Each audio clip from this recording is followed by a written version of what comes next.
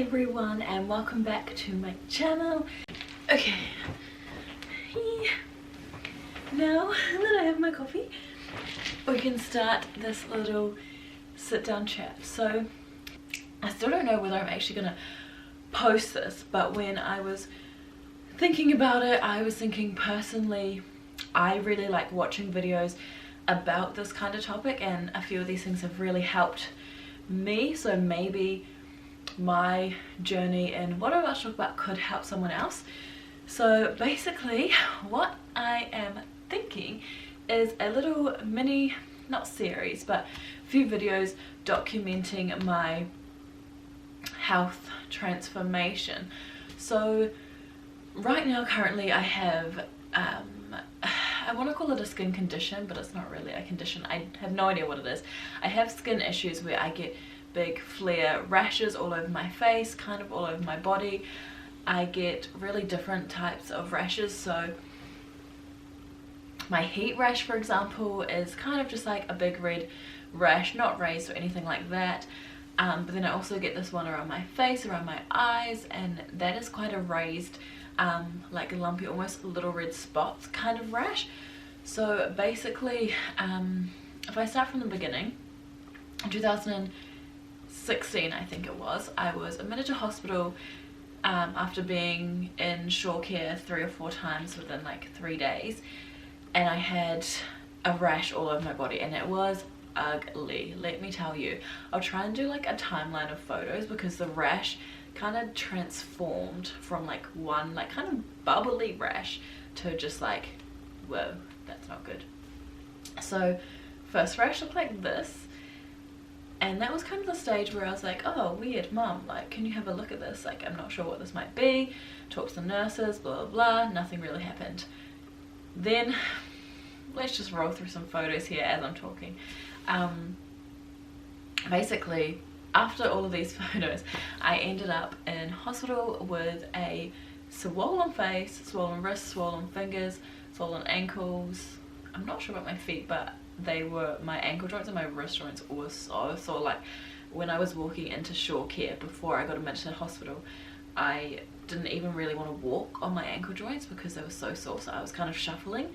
I had really sore wrist joints, so I was walking like this. I had stomach pains. My lips were like out here, like they were huge. Hopefully that photo's come up, I'll try to zoom it in, but they were humongous. My face went like this big square shaped, and they were really nervous that my throat was gonna like start swelling. So, but it was like only because I had a sore throat, but everything else was swollen. Yeah, stomach pains, wrist pains, joint pains, pretty much zero energy. So I was in hospital, I was in ER for a little bit, and then they did heaps of blood tests. I hate needles, by the way, so this was horrible for me. They were taking heaps and heaps of blood to try and figure out what was wrong. So I was there for, yeah, overnight, and then I went into the acute emergency room for I think quite a few days because they didn't want me to go into a normal ward because they wanted to keep their eyes on me. Sorry. Bearing in mind throughout this time there were lots of doctors coming to see me, and like dermatologists, like skin doctor, like all these different types of doctors to try and figure out what this was, as well as they were taking all bloods like every day to try and figure out what was wrong. The rash was kind of changing, my face, which areas were swollen were kind of changing, and I would get really really hot and itchy, and obviously itching, it was sore. So my mum and like some of the nurses would put ice packs to try and pat them down. If I had a cold shower to try and cool it down and stop being itchy, I would literally switch to be like frozen and just like they're shaking. I didn't have the energy at all at this point to actually, this is gonna sound really gross, but to physically use my wrists and my arms to wash my body and wash my hair. So yeah, it was a very very strange experience. So that's kind of just a brief overview of kind of what happened, and I got discharged after maybe 6 or 7 days. I was way better. I did, at the time, I had a lot of like drugs, so I was on a really high dose of like a steroid, some other like allergy medication, and one other thing, I can't remember what it was, but like to give you a sense of how quick this all happened, I was at uni and I'd been having the kind of sore pains and like the little bit of a rash. So I was like, oh, I'm going to uni today. At the time I was seeing the uni doctor. I was like, perfect, I'll book an appointment and I'll ask him about it. So I went and asked him, and basically he gave me a script for antihistamines, and I was like, okay, well, I mean, I don't think that's going to help my stomach pain. It might help the rash go away. But anyway, finished my day at uni, came back to the shore, Uni was in City, came back to the shore, went to the chemist to fill my prescription and get the antihistamines, and the lady in the chemist could obviously see me see bits of the rash kind of sticking out, and she was like, may I have a look at your rash? And I showed her, and then I was like, oh, like this, it wasn't this bad when I saw the doctor. And she was like, oh no, there's no way that these antihistamines are going to fix that. So obviously during that day had gone from like not really anything because I'd seen the doctor to the pharmacist at the chemist being like, no, go straight across to A&E, which was just across the road. So I was like, I already been there, I've already seen the doctor. So that was my first A&E trip, and then it just developed. And yeah, photos again will show you it changed so much. I think I went to 4 A&E trips, and the second to last and the last ones I was really like, because at the start I was kind of like, oh, this is kind of weird, but the last 2 I was like, no mum, like something's definitely wrong. Like I just started bawling my eyes out at home. I was like, I can't use my wrists, like you need to take me somewhere, something's going on. Anyway, fast forward, in the last probably 2 years, the first year after I didn't really notice much. I thought that my skin was worse and that like, I don't know, it would just break out more, it was more red, it was a bit more blotchy. But in the last 2 years I've been getting these type of things. So I'm gonna again play through some really attractive photos of like massive rashes and how my skin's looked at certain points in time. And so I've started kind of seeing naturopaths, doctors, trying to kind of figure out what's going on. I have been primarily off dairy and gluten. I'll have the occasional bit, but primarily off and avoided as much as possible dairy and gluten for a year and a half now. But exciting news, my grandma has Graves' disease, which is a autoimmune disease. Sorry, coffee break. Which is a autoimmune disease. So she sees a naturopath regularly, and obviously she has a good one because that's like a big issue. Anyway, so she put me onto her naturopath because she was like, look, you've seen a holistic doctor, you've seen a normal doctor, you've seen a naturopath, and you're obviously not vibing with them because you haven't gone back. The stuff that they've given you hasn't particularly helped. I was working heaps with my auntie, who is a naturopath and a health coach and a nutritionist as well, and she helped me so much. But she lives up north in Whangarei and she has a lot of her own clients, so I thought it might be easier just to see my grandma's one, who is down here. I can go see face to face and yeah, book in with her. She is quite expensive, but I mean, if there's no price on your health, right? That's what I keep telling myself. So anyway, what's the time? So I went and saw her, and basically she has her ideas of what she thinks it is, but I think for this video I'll basically give an overview of where I'm starting to try and help all these photos that you've seen.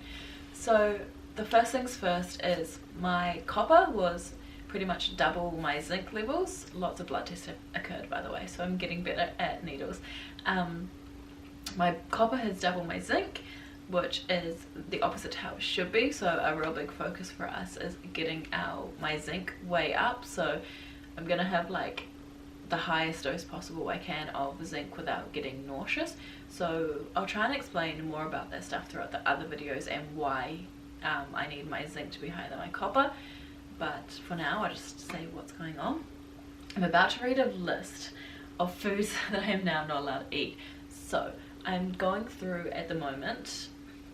The date is the 25th of July and it is a Saturday. On Monday I believe it was the 19th? 20th Monday the 20th I started a autoimmune protocol. So basically what this is just clearing out a lot of foods, basically clearing out your system and getting all the toxins and stuff out and trying to kind of let it heal, I guess. But the situation that we have right now is that, pause, let me find it. So right now, from starting on Monday, I am going through the autoimmune protocol, which means that I can only eat basically meat, vegetables, fruit, and kumara, pumpkin, butternut pumpkin, all that kind of stuff. So here is what I have to avoid. This list is what I have to avoid, guys. It's serious. Nuts, seeds, beans and legumes, sorry. Beans as in like kidney beans, baked beans, not green beans. Grains, dairy products, dried fruit, all processed foods, eggs, which is really, really sad for me, chocolate, nightshade plants, so tomato, potato, capsicum, eggplants and chili, seeded herbs, which I don't really eat anyway, but mustard seeds, coriander seeds, fennel and fenugreek, I don't know what that is, tapioca, vegetable oils, artificial sweeteners like stevia and something that starts with XY, which I have no idea what it is. Oh, my legs. Oh, okay, one good thing is I'm allowed all coconut products. So I'm allowed coconut oil, coconut milk, coconut flour, coconut aminos, like olive oil, avocado oil, usually any dried fresh herb seasonings and stuff. So this list takes out a lot of sauces. So I'm gonna have to start, well, I have been getting really into my seasonings, you know, your paprikas, your cumins. Love a good seasoning drawer at the moment. So these are the things that I have to avoid. So far I've been doing it for a week. Originally also, she said no prepared food / leftovers, so leftovers, oh wow. So nothing that's over 24 hours old, but I said that, like I did say, that's going to be hard for me because I am a meal / food prepper, because like I train late at night, so early in the mornings, and I'm going between like houses often, so I like to have stuff prepared. So then she said, okay, we'll try for 48 hours, so that's good. I'm also allowed my coffee sachets, which are the before you speak ones, which I think I showed in an isolation vlog. I don't know if I have one down here, but that just shows how good they are for you, because I can literally drink or eat nothing, so that's good. What else? I have to reduce histamine foods. So it says, it doesn't say you can't have these, but it says reduce as much as possible deli meats. So try not to have any like salami, smoked ham, smoked meats like fish, smoked salmon, chorizo and deli meats, shellfish, shrimps, mussels, oysters, prawns, tinned fish, alcohol and aged cheeses, which I would say I cut out anyway because I'm not supposed to have dairy. And then chili, yeah, I don't like chili anyway, can't handle spice. So that is what I'm trying to avoid. So basically, to be honest, I still don't know if I'm going to post this, but I thought it might be cool to document my journey and like the changes and the differences that I see. One of the main things she also got me do was to get off the pill straight away, because that is affecting / unbalancing so many and suppressing so many hormones in the body that, like, for some people, I'm not saying get off the pill straight away, but for what my body's going through, or the virus or whatever is still stuck in my body, it was really not ideal to be on it.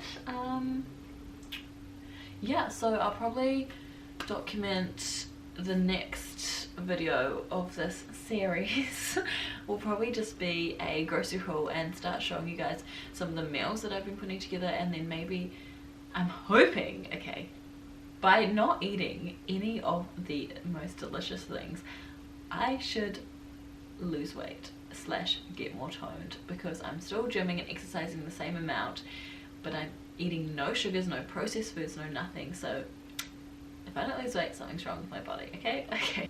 But yeah, hope you guys enjoyed. I hope if I do end up posting this that it helps someone else out there, because yeah, as you can see, lots going on, and hopefully I can get to the bottom of it and get it all fixed.